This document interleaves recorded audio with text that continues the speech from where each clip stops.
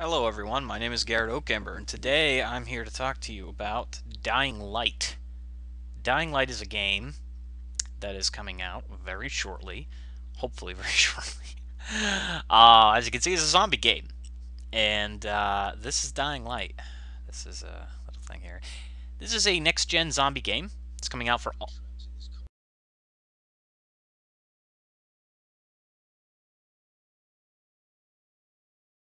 Okay, now as is much of the video I'm going to show. If you want to see the rest, you need to go type in YouTube Dying Light footage, whatever, IGN, doesn't matter. Now, Dying Light is going to be an amazing open world survival game. As you can see, there's game info here and all this stuff. I'm going to show you some of the stuff here on the website.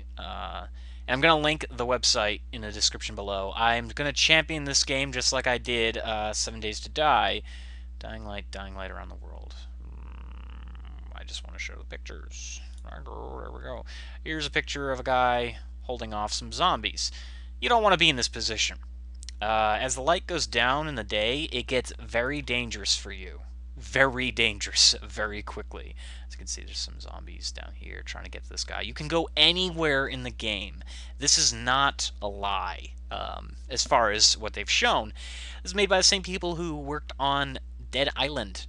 Now, Dead Island, if you recall, when that was first coming out, they claimed you could go anywhere. That was a fallacy, and that wasn't even a open world. This game is going to be an open world, at least for what they say. They said the city is the limit, and that's probably where they left off last time they were working on it. So they may add in more stuff, but they said that basically the city limits is as far as this game goes. But it's a very large city. It's like Dead Rising in that respect. It's a large open world, day and night cycles, and as from what we can see, the screenshots here and in the videos, you can go anywhere you want. And now, just an off-topic here, the reason why I'm doing this crappy-ass video in comparison to actually playing the game is because my request to get a hold of this game early hasn't even been seen yet, and I doubt they're going to even let me get a demo. I'm not a very big YouTuber at the moment, so I'm trying to at least show you what the game is about and give you some commentary on it. So this is a commentary video. If you're not into that stuff, I'm sorry. So here we have the cityscape. We have some parks areas, it looks like. I don't know if that's the city limits. I don't care. I know that you can get up to the tallest point in the game. The game is all about parkour. So you can run and jump, and this is a nighttime footage picture here. And zombies change at night. They become very fast. Special infected too. There's more special infected at night apparently than there are during the daylight. And the special infected aren't they don't vary too much from anything else you've seen in a zombie game. There's a very similar zombie in this game as there was in Dead Island, which is a charger type. Only in this game he can lob cars at you. So it becomes very pertinent to run at night. And once you're spotted, you can stealth, but once you're spotted, oh dear God, you need to run. Because every zombie in the game becomes faster. They can parkour at night as well. Most of them, at least. And yeah, I think that's actually the zombie I was talking about. He's a hulking kind of zombie with riot gear and all that. Now, as you can see, just by the animations, you can tell this is definitely an asset taken directly off of Dead Island. That doesn't mean the game is bad. That doesn't mean the game was lazy. That just means that they had a system that worked. I like the balance system in Dead Island. I love the fact that your weapon swings can affect how your character moves. If you go swinging too willy-nilly and your stamina runs out and a zombie hits you, you go flying off the ground. You could trip over your own feet, given the circumstance. And that's a very good feature. I do like the combat system from Dead Island. I did not like the lackluster attention to detail Dead Island had after the first area.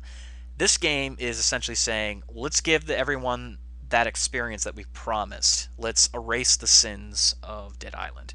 That's essentially what this game is. Dying Light is going to be amazing from what I've seen, and maybe my expectations a little too high, but we have some more zombies here. As you can see, he's trying to get to the medical station, and he's got to run through the undead at night, which isn't going to be very good. As for characters, I believe there's only one character. And I don't really think that's a bad thing. I do feel maybe a little bit sad that you can't like have a selection of characters or even make your own for that matter. It is story driven, but it also gives you that ability to go wherever you want. Everything you see here, I think aside from the mountain, you can get to. But then again, I don't know. That could be all that they're letting people see. There could be so much more to this game that we're unaware of. I'm pretty sure there's a sewer system, and I'm pretty sure there's more places you can go to. I know you can go on the bridge and all that. That's one of the objectives in the demo, which unfortunately I do not have. So as you can see here, he's kicking a zombie. Not just kicking, he is diving into a zombie with his legs. Now you can do that. You can also like dive under smaller objects, and this is a spike trap kind of barricade that somebody put up. So they really want you to play with the toys and the environment. They want you to have those gimmicks. There's electric areas, there's bombs, there's all sorts of gadgets you can get, and there is a skill system involved. It's not as RPG-esque as Dead Island was. It's trying to give you more of a realistic feeling to the game, but at the same time give you that silliness that the last game had. Like this right here is a car bomb. And all he needs to do is lure them in. It's going beep, beep, beep, beep, beep. They come towards it, and he blows it up. I guarantee, though, getting this close at night would not happen in the actual game. I think being that close to the fast zombies, they would just rush at you and kill you. The lighting assets in this game are amazing. I love the directional lighting, the ambience, the glowing, all sorts of different mapping for the character sprites and all the models and the buildings and all that stuff. And I think there's also weather. I'm hoping there's weather. I know there's wind. There is so much wind in this game. It affects all the foliage. It's so beautiful. You can kill yourself too as easily as you're, fighting the zombies because, well, face it, you're jumping from building to building and window to window. You can dive out of windows. You can leap from telephone poles and get on top of cars. There is no, from what I understand, you can't drive any cars. There's not a reason to do that, though, since you can climb buildings. Think Mirror's Edge meets Dead Island. And it essentially plays like Dead Island did, only I think 100 times better because it is a next-gen title. These, of course, screen caps are... Every screen cap gets a little bit of Photoshop in it, but not too much. Not enough to change the way the game looks. But it is brushed up a tiny bit. That lighting lens flare, though, you're going to see that in the game. As a matter of fact, these don't really do it justice because they're not moving or any of that stuff. There's beheadings, there's all sorts of crap going on, but at the same time, the background is very much alive. And here we have a scene where your character is, not being offensive at all. He's not trying to get these guys on these guys' bad sides. They have found a drop. This is a part of the game mostly throughout the game that I've seen. There's going to be planes that go by and they drop mission items, and this is a mission in itself. However, where they drop them, it may take you a day or two to get there, and you want to beat the competition. I guess humanity has found a way to survive in the apocalypse, and this game's unique in that manner. You're going out as a runner into the unsafe areas and trying to get those supplies. However, why did they drop supplies into unsafe areas in the first place? If they have the ability to keep craft up in the air, why would they drop them in the zombie zones? There has to be a reason for that in the story. Honestly, if you have a group of people living safely, you don't even need to go out in the outside world. I mean, yeah, you'll have runners to go find stuff, but if the stuff you're dropping is the stuff you're finding, why would you drop it that far away? Is it because you don't want the zombies to hear the planes? That would make sense. I'm hoping they explain that. Right now, I'm unsure. And this is a really close-up shot of a guy about to twist a zombie's head. You can see the buildings in the background. Again, like I said, you can go from here all the way down up to those buildings. And as far as I'm aware, there's no loading screens. I don't know if they're going to designate them into zones like they did in Dead Island. Originally, when Dead Island was said to be released, they promised the entire island was free roaming. That was a lie. It was split up into zones, and half of those zones were dead zones that you could enter, but it would give you a warning. In several seconds, you'll be ported away. Literally, I was so disappointed. I went for a swim in Dead Island. I found an area where I could actually swim, and it said, you'll be ported to shore if you keep going forward. This is not a playable area, yet the map said it was. I'm hoping they don't repeat that with this game. This has a lot of promise. I love the way it looks. And they've been showing off this area a lot. Actually, if you've been watching this video, this area appears several times. Now, there's a reason for that. I'm pretty sure because most of the game content goes into the inner city, and they're not going to show that off just yet. Some of the videos have shown, and some of the E3 stuff has shown the interiors and exteriors of these larger buildings that you see, and they're avoiding that right now, not trying to show you that because, well, frankly, there's probably a lot of cool shit. This is one of the neighborhoods at nighttime, and you don't want to get spotted by zombies. Yeah, that's cool that you can blind them, and I'm hoping that does stay in the game.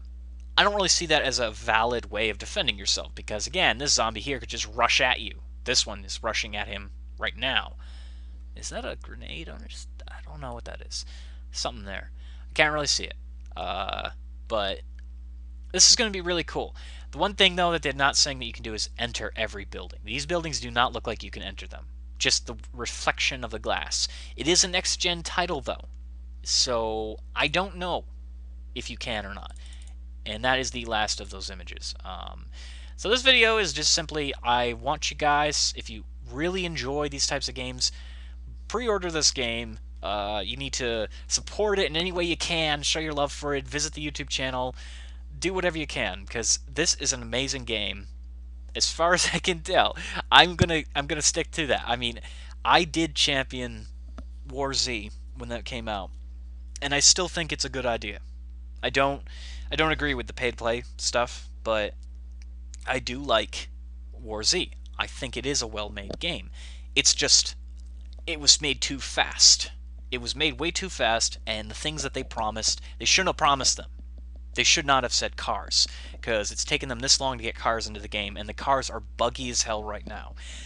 And the game also breeds player killing, and they said they were going to avoid that. They didn't want it to be like DayZ. They wanted it to be the un-DayZ. But unfortunately, War Z is just as bad, if not worse, because the hackers are relentless. However, War Z is still a good game.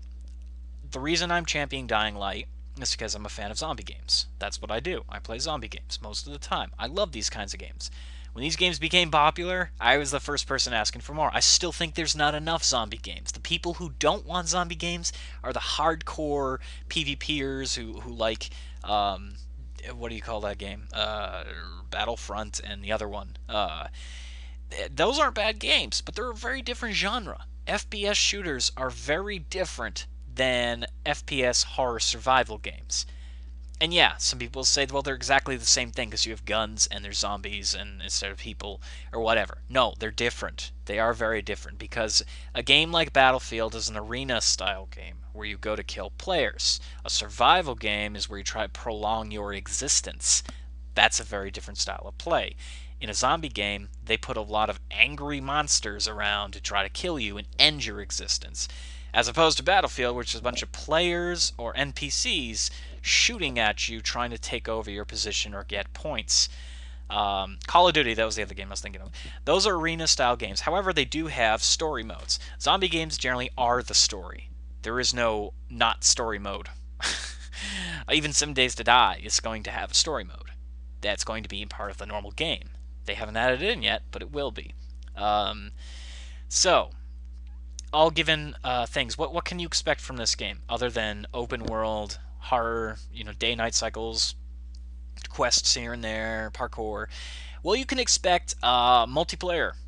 There's going to be a multiplayer mode, and I believe there will be the option to invade someone's world, just like in Dark Souls, as a zombie.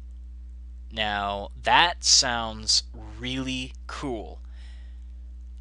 I mean, that is just amazing. I'm assuming the zombie will be a fast zombie, like at the nighttime. It'll be like a special infected, because otherwise, why would they just give you a slow zombie that just shambles around? Contagion does that, and that's really cool for Contagion. But this game, the player is given parkour. Why wouldn't the zombies? So thank you for watching. This is my little promotion here for Dying Light. If you want to check out more, check out their website, dyinglight.com, game info. Just type in Dying Light and you'll get it in Google immediately. This game has a Facebook and Twitter. You can pre-order it on the site. It is on Steam, but I do not believe you can pre-order it for Steam right away. However, as most games are, you pre-order it. You pre-order it once, and they'll give you a Steam key if you have a Steam account. So stay connected. Try out all the sites here, and you can sign in to receive the updates on the game. However, I'm unsure right now when they're actually going to be releasing the game. So please check it out. It looks like an amazing game. It is a next-gen zombie game. I can't stress that enough. This is the next generation of zombie games, so it's worth at least seeing something. I will be doing videos. If you're not going to get the game, if you're undecided and you're a fan of my channel, I will be doing videos on this alongside 7 Days to Die. I'm not giving up 7 Days to Die. I'm going to be adding this to the generic roster that I have.